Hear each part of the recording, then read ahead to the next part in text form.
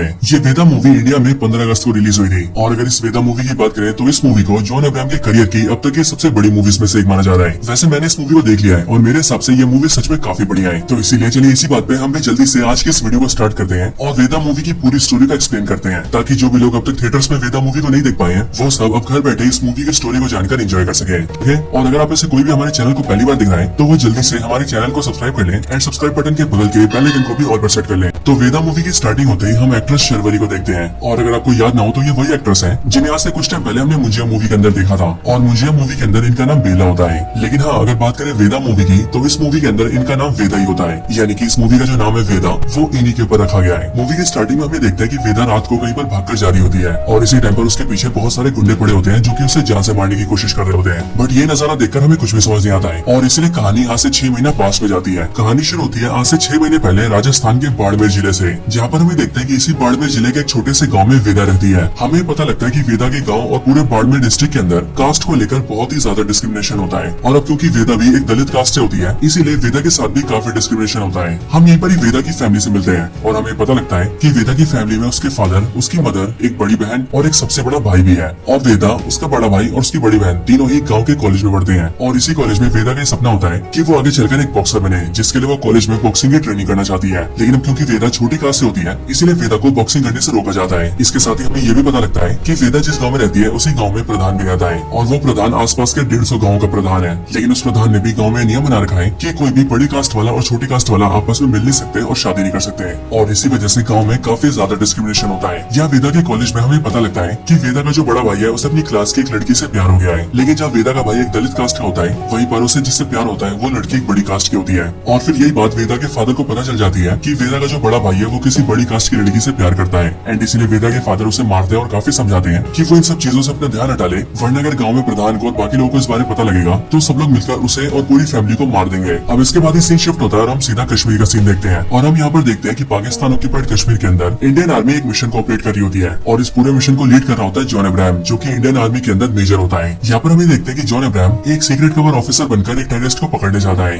और वो उस टेररिस्ट के अड्डे में पहुंचकर उसके सारे साथियों को मार भी देता है एंड फिर उसके बाद ही जॉन अब्राहम अपने सीनियर को इन्फॉर्म करता है। यहाँ पर हमें पता लगता है कि इस मूवी के अंदर जॉन अब्राहम का जो नाम होता है वो होता है अभिमन्यु और जॉन अब्राहम यानी कि अभिमन्यु जैसे अपने सीनियर को ही बोलता है कि उसने मेन टेररिस्ट को पकड़ लिया है, वैसे उसका सीनियर उसे बोलता है कि उसे उसको जिंदा लेकर आना है क्योंकि उस आतंकवादी को बहुत सारी खबरें पता है, इसलिए इंडियन आर्मी उससे बहुत सारी डिटेल निकाल सकती है। बट अभिमन्यु सिंपली अपने सीनियर का फोन काट देता है और वो उस आतंकवादी का गला काट के उसे जान से मार देता है। लेकिन अभिमन्यु की इस हरकत को देखकर इंडियन आर्मी अभिमन्यु का कोर्ट मार्शल कर देती है और इंडियन आर्मी अभिमन्यु के ऊपर 2 चार्जेस लगाती है, जिसमें से पहला चार्ज होता है सीनियर के ऑर्डर्स न मानना और दूसरा चार्ज होता है देश हित के खिलाफ काम करना और इन वजहों से कोर्ट मार्शल करके अभिमन्यु को आर्मी से निकाल दिया जाता है। हालांकि इन सब के बाद ही हमें अभिमन्यु का पास दिखाया जाता है, जहाँ पर फ्लैशबैक में हमें पता लगता है कि अभिमन्यु की एक वाइफ थी जो की थी एक्ट्रेस तमन्ना भाटिया और तमन्ना भाटिया का इस मूवी के अंदर नाम होता है राशि। हमें पता लगता है कि जब जॉन अब्राहम की यानी कि अभिमन्यु की कश्मीर के अंदर पोस्टिंग हुई थी तब वो यहाँ पर अपनी वाइफ राशि के साथ आया था, लेकिन इंडियन आर्मी वालों ने उसकी वाइफ राशि से रिक्वेस्ट की कि वो आर्मी वालों के साथ काम करे और एक स्पाई बनकर टेररिस्टों की इन्फॉर्मेशन आर्मी को लाकर दे। हालांकि ये देखकर जॉन अब्राहम अपनी वाइफ को मना करता है बट उसकी वाइफ आर्मी की बात मान लेती है और वो आर्मी के लिए काम करने के लिए तैयार हो जाती है। लेकिन जब एक बार वो स्पाई करती होती है तब उसी टाइम पर आतंकवादियों को पता लग जाता है कि असल में राशि इंडियन आर्मी की स्पाई है एंड इसीलिए वो लोग राशि का गला काट के उसे मार देते हैं और ये सब चीजों की वीडियो बनाकर वो लोग आर्मी को भेज देते हैं। और सिर्फ यही नहीं बल्कि जिस आतंकवादी ने अभिमन्यु की वाइफ को मारा होता है वो सेम वही आतंकवादी होता है जिससे अभी कुछ टाइम पहले अभिमन्यु ने मारा है, जिसका मतलब उस आतंकवादी को मारकर अभिमन्यु ने उसने अपनी वाइफ का बदला लिया है। लेकिन अब क्योंकि उस वजह से अभिमन्यु का कोर्ट मार्शल हो गया है इसीलिए अब वो वहाँ से सीधा राजस्थान आता है एंड वो इसीलिए क्योंकि उसकी वाइफ ने उससे मरने से पहले कहा था कि अगर लाइफ में उसे कभी भी कुछ हो जाए तो वो उसके मरने के बाद उसके गाँव बाड़मेर जाए और वहाँ पर उसके डैड का ख्याल रखे एंड इसीलिए अपनी वाइफ की आखिरी इच्छा को पूरा करने के लिए अभिमन्यु सीधा राजस्थान के बाड़मेर गाँव जाता है और वहाँ पर आकर अपने ससुर के साथ रहने लगता है। हालांकि फिर यहीं पर हम ये भी जानते हैं कि अभिमन्यु के जो ससुर होते हैं वो सेम उसी कॉलेज के प्रिंसिपल होते हैं जिस कॉलेज के अंदर वेदा और उसके भाई बहन पढ़ते हैं। अब इसके बाद ही अभिमन्यु के जो ससुर होते हैं यानी कि कॉलेज के प्रिंसिपल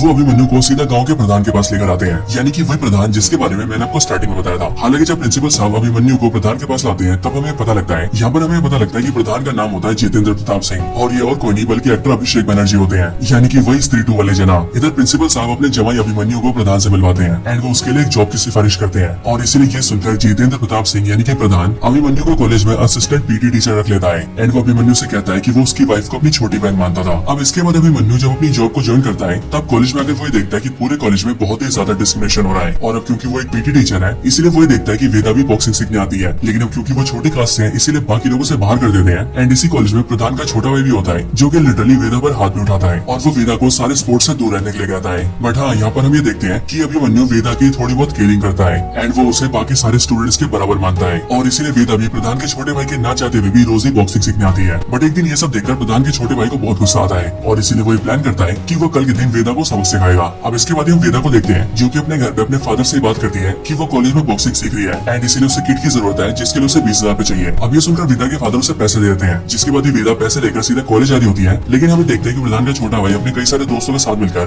वेदा को रास्ते में घेर लेता है और वो उसे मारने लगता है और वो न सिर्फ वेदा को मारता है बल्कि उसके साथ ही वो वेदा के सारे पैसे भी फाड़ देता है। ये सब देखकर वेदा को बहुत बुरा लगता है लेकिन तभी वो कॉलेज जाती है और वहाँ से सीधा अभिमन्यु के पास जाती है जिसके बाद वो इन सब चीजों के बारे में अभिमन्यु को बता देती है। अब ये सब देखकर अभिमन्यु को बहुत ही ज्यादा गुस्सा आता है एंड फिर इसीलिए वो अपने चेहरे को कपड़े से ढकता है और सीधा प्रधान के छोटे भाई के अड्डे के पास जाता है, उसी अड्डे में जहाँ पर वो अपने सारे दोस्तों के साथ अय्याशी कर रहा होता है। लेकिन वहाँ पर अगर अभिमन्यु उसे कमरे में बंद कर देता है एंड उसके सारे दोस्तों को बहुत बुरी तरह से मारता है और अब क्योंकि उसका चेहरा कपड़े से ढका होता है इसीलिए कोई उसका चेहरा तो नहीं देख पाता। लेकिन प्रधान के छोटे भाई का एक दोस्त होता है जो कि उन सबकी वीडियो बना लेता है एंड फिर इसीलिए प्रधान का भाई अपने भाई को वो वीडियो दिखाता है और वीडियो दिखाते हुए वो अपने भाई से कहता है कि मुझे लगता था कि हमारे पूरे बाड़मेर जिले में ऐसा कोई भी नहीं है जो कि मेरे पर या मेरे दोस्तों के ऊपर हाथ उठा सके। लेकिन फिर तभी वीडियो देखकर प्रधान अपने भाई से कहता है कि हो सकता है कि ये हमारे जिले का हो ही ना और मुझे अपने जिले का लग भी नहीं रहा है। लेकिन इसके साथ ही प्रधान को अभिमन्यु के ऊपर शक भी होता है और इसीलिए वो अपने आदमी से कहता है कि वो लोग अभिमन्यु की सारी डिटेल बाहर निकाले। अब इन सब चीजों के बाद हम ये देखते हैं कि वेदा फिर से अभिमन्यु के पास जाती है एंड वो अभिमन्यु से कहती है कि बाकी सब लोग मुझे बॉक्सिंग सीखने से रोकते हैं और उन सब में आप सिर्फ अकेले ऐसे हैं जिन्हें मेरी बॉक्सिंग सीखने से कोई दिक्कत नहीं है एंड इसलिए मैं चाहती हूँ कि आप मुझे बॉक्सिंग सिखाएं। अब ये सुनकर अभिमन्यु राजी हो जाता है और वो वेदा को पर्सनल ट्रेनिंग देकर उसे बॉक्सिंग सिखाता है जिसके बाद ही काफी महीनों की ट्रेनिंग के बाद वेदा काफी ट्रेंड हो जाती है। अब इन सब की वजह से वेदा काफी खुश रहती है और फिर इसीलिए कुछ टाइम बाद हमें देखते हैं कि होली आ जाती है जिसके लिए कॉलेज में होली का प्रोग्राम होता है और इस प्रोग्राम में कॉलेज के सारे स्टूडेंट्स आते हैं। लेकिन यहाँ पर हम नोटिस करते हैं कि वेदा का जो बड़ा भाई होता है वो अपनी क्लास की उसी लड़की को साइड में लाकर उससे बातें करने लगता है जिससे वो प्यार किया करता था। बट प्रधान का जो छोटा भाई होता है वो उन दोनों को साथ में देख लेता है और क्योंकि वेदा का भाई छोटी कास्ट का है एंड वो जिस लड़की से प्यार करता है वो बड़ी कास्ट की है, इसी वजह से प्रधान का भाई बवाल कर देता है और वो उन दोनों को अपने भाई के सामने पेश करता है। इसके बाद पूरे गाँव में बैठक लगाई जाती है जिस बैठक में बड़ी कास्ट के लोग ये कहते हैं कि प्रधान जी को वेदा के भाई को मार देना चाहिए। लेकिन जितेंद्र प्रताप सिंह यानी कि जिले का प्रधान वेदा के भाई को जान से नहीं मारता है लेकिन वो वेदा के भाई से और वेदा के बाप से नाक रगड़वाता है और उनसे ये कहलवाता है कि वो आगे से ऐसा कुछ भी नहीं होने देंगे। लेकिन इन सारी घटनाओं के बाद ही हमें देखते हैं कि वेदा का जो भाई होता है वो लड़की लेकर भाग जाता है और इसीलिए जैसे वो लोग भागते हैं वैसे पूरे गाँव में बहुत ही बड़ा हल्ला हो जाता है। ये सब होने के बाद ही गाँव की जो पुलिस होती है वो प्रधान के कहने पर वेदा और उसकी पूरी फैमिली को थाने लाते हैं और वहाँ पर पूरी फैमिली को बहुत पीटते हैं और फिर कुछ टाइम बाद ही वहाँ पर प्रधान आता है एंड वो वेदा से कहता है कि वो अपने भाई को बुलाए क्योंकि अब वो समझ चुका है कि वो दोनों आपस में शादी करना चाहते हैं और अब क्योंकि उन दोनों को एक दूसरे से इतना ज्यादा प्यार है इसीलिए वो उन दोनों की शादी करवाएंगे और उन्हें इसी गाँव में रखेंगे एंड इसलिए वेदा को अपने भाई को बुलाना पड़ेगा। अब ये सुनकर वेदा खुश हो जाती है और वो अपने भाई को बुला लेती है जिसके बाद वेदा की भाई की अपने लवर से शादी हो जाती है। लेकिन शादी होने के बाद ही प्रधान उनसे मिलने आता है और वो उसे कहता है कि अब मैं तुम्हें एक तोहफा दूंगा। बट तोहफे के रूप में प्रधान अपने आदमियों से कहता है कि वो इन दोनों को जान से मार दे। जिसके बाद प्रधान के जितने भी आदमी होते हैं वो सब वेदा के भाई और उसकी भाभी दोनों को जान से मार देते हैं और उन दोनों को गाँव के बीच मरवाने के बाद ही प्रधान सबसे कहता है कि इन दोनों ने जो किया था वो गलती नहीं बल्कि पाप था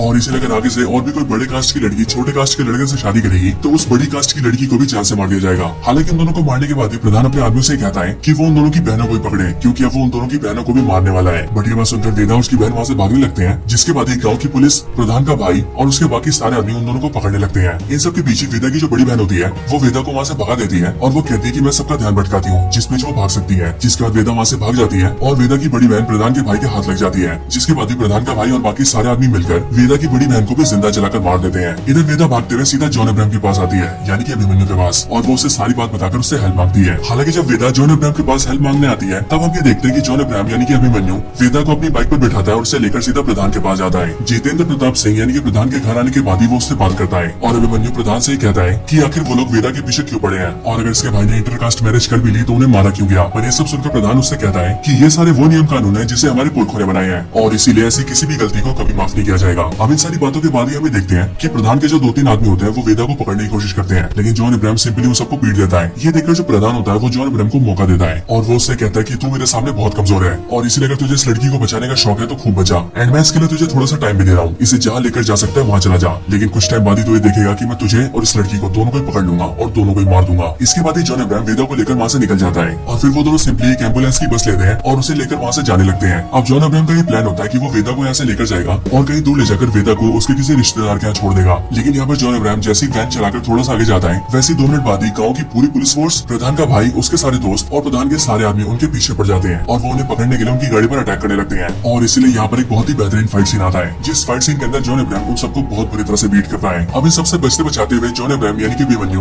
वेदा को दूसरे गाँव ले आता है, जिस गाँव में वेदा का मौसा रहता था। और वहाँ पर अगर वेदा अपने मौसा को सारी बातें बताती है एंड वो अपने मौसा से हेल्प मांगती है। ये सुनकर उसका मौसा कहता है कि वो उसकी हेल्प करेगा, लेकिन इसके कुछ टाइम बाद ही वेदा का जो मौसा होता है वो चुपके से कुछ टाइम बाद बाहर जाता है और घर को बाहर से लॉक कर देता है। और फिर वो जल्दी से प्रधान को कॉन्टेक्ट करके उसके आदमी को बुला लेता है, जिसके बाद ही गाँव की पुलिस और प्रधान के आदमी वहाँ पर आते हैं ताकि वो लोग वेदा और जॉन अब्राहम को पकड़ ले और उसे मार दे। लेकिन यहाँ पर हम ये देखते हैं कि जब वो लोग आते हैं तब उसके कुछ टाइम पहले जॉन अब्राहम इन सब के बारे में समझ जाता है और वो ये जान जाता है कि वेदा के मौसा ने उन्हें धोखा दिया है। एंड इसके लिए जैसी पुलिस फोर्स और प्रधान के आदमी वहाँ पर आकर फायरिंग करते हैं, वैसे हमें पता लगता है कि अभिमन्यु और वेदा उस घर से बाहर निकल चुके हैं और वो बाहर आकर पुलिस फोर्स से फाइट करने लगते हैं। अब यहाँ पर भी अभिमन्यु किसी तरह से वेदा को बचा लेता है और उसे लेकर वहाँ से भाग जाता है। लेकिन हम ये देखते हैं कि प्रधान के जो आदमी और पुलिस वाले होते हैं वो रुकते नहीं है और वो उनका और भी पीछा करते हैं, जिस वजह से रास्ते में भी उनकी कई बार फाइट होती है एंड अभिमन्यु को उनसे लड़ना पड़ता है। हालांकि इन सबके बाद ही अभिमन्यु और वेदा एक बड़े से पथरीले एरिया में आ जाते हैं जहाँ पर कंस्ट्रक्शन का काम चल रहा होता है और वहीं पर ही वेदा अपने फादर को मिलने के लिए बुलाती है। लेकिन जब वेदा का फादर वेदा से मिलने आता है तब उसके कुछ टाइम बाद ही हम देखते हैं कि प्रधान का जो छोटा भाई होता है वो अपने सारे साथियों के साथ मिलकर उन्हें ट्रैक कर लेता है और इसीलिए वो भी वेदा और अभिमन्यु तक पहुंच जाता है और फिर वो अभिमन्यु के ऊपर पीछे से हमला करता है, जिस वजह से अभिमन्यु बेहोश हो जाता है और फिर इसीलिए वो लोग उन सबको पकड़ लेते हैं एंड पास के एक बंकर में लाकर उस सबको बांध देते हैं। यहाँ पर आने के बाद जब जॉन अब्राहम की आंखें खुलती है तब वो ये देखता है कि प्रधान के छोटे भाई और उसके साथियों ने उसे और बाकी सबको बांध रखा है। अब यहीं पर ही प्रधान का छोटा भाई वेदा को बहुत ही ज्यादा ह्यूमिलेट करने लगता है एंड वो उसे ये भी कहता है कि उसने जिस तरह से उसकी बहन को जलाकर मारा और उसके भाई को मारा वैसे वो वेदा उसके फादर को भी मार देगा। लेकिन फिर ये सारी बातें सुनकर वेदा को बहुत ही ज्यादा गुस्सा आता है एंड फिर इसीलिए वो प्रधान के छोटे भाई के ऊपर अपने सर से हमला करती है। और फिर इसके बाद ही हम ये देखते हैं कि इसी टाइम पर अभिमन्यु भी अपनी रस्सियां खोल लेता है और जल्दी से वेदा और उसके फादर की भी रस्सियां खोल लेता है, जिसके बाद अभिमन्यु उन सबको मारता है और प्रधान के छोटे भाई को वहाँ पर बांध देता है। और सिर्फ ये नहीं बल्कि बांधने के बाद ही वो प्रधान के छोटे भाई की बॉडी में टर्मिनेट फिट कर देता है एंड उनसे थोड़ी ऊपर जो बंकर का गेट होता है उसके जरिए एक लालटेन को बांध देता है और वो लालटेन सीधा प्रधान के भाई के सर पर होता है, जिसका मतलब अब जैसे कोई बंकर का गेट खोलेगा वैसे बंकर के गेट से जो लालटेन लटका हुआ है वो सीधा प्रधान के छोटे भाई के ऊपर गिरेगा और अब क्योंकि वहाँ पर टर्मिनेट भी है इसीलिए वो टर्मिनेट ब्लास्ट होगा, जिस वजह से प्रधान के भाई की जान चली जाएगी।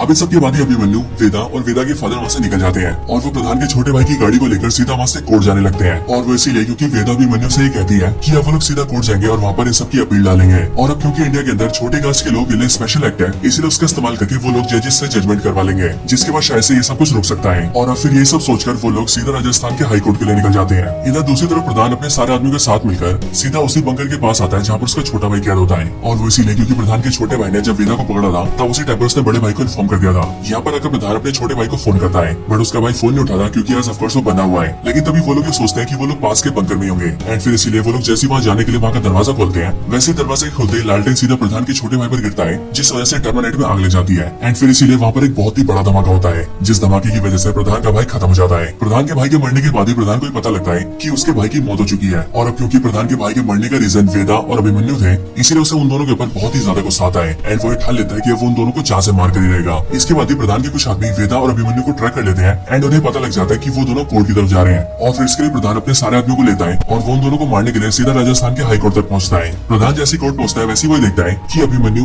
वेदा और वेदा के फादर कोर्ट के अंदर एंट्री कर रहे हैं एंड इसीलिए उन्हें देखकर प्रधान सबसे कहता है कि आज चाहे कुछ भी हो जाए और किसी को भी मारना पड़े लेकिन कुछ भी करके ये लोग जज के सामने नहीं आने चाहिए। और फिर इसके लिए हमें देखते हैं कि प्रधान के जितने भी आदमी होते हैं वो सब लोग कोर्ट के अंदर खुली फायरिंग करने लगते हैं और अभिमन्यु और वेदा को जान से मारने की कोशिश करने लगते हैं। लेकिन फिर ये सब देखकर अभिमन्यु उन्हें रोकता है और वो वेदा को अपने फादर के साथ अंदर भेज देता है ताकि वो लोग जजेस से जजमेंट करवा सके और वो अकेले प्रधान और उसके सारे आदमी पर फायरिंग करके उन्हें रोकने लगता है। लेकिन यहाँ पर हमें देखते हैं कि अकेले होने की वजह से अभिमन्यु को बहुत सारी गोलियां लग जाती है, जिस वजह से वो काफी कमजोर पड़ जाता है और एक टाइम ऐसा भी आता है कि जब अभिमन्यु बेहोश हो जाता है ये देखकर प्रधान को ऐसा लगता है कि अभिमन्यु मारा गया है एंड फिर इसके लिए वो उसके पास आता है और अपने एक आदमी से कहता है कि वो उसके सर को उड़ा दे। लेकिन प्रधान का आदमी जैसे अभिमन्यु के सर पर गोली मारने वाला होता है वैसे अभिमन्यु जग जाता है और फिर उसके बाद ही वो ना सिर्फ प्रधान के सारे आदमी को मार देता है बल्कि इसके साथ ही वो प्रधान के ऊपर भी गोली चलाता है जो प्रधान के पेट में लगती है एंड फिर इस तरह से आप ये देखते हैं कि अभिमन्यु प्रधान के सारे आदमियों को खत्म कर देता है। पर अभिमन्यु को ऐसा लगता है कि प्रधान भी गोली खाकर मारा गया है बट हम ये जानते हैं कि प्रधान अभी भी जिंदा है और इसीलिए वो अपने हाथ में एक बंदूक लेता है और वो जॉन अब्राहम को मारने की कोशिश करता है। इधर दूसरी तरफ वेदा अपने फादर के साथ सीधा कोर्ट के अंदर आती है और वो जजेस के सामने अपने केस को रखकर जजमेंट की मांग करती है।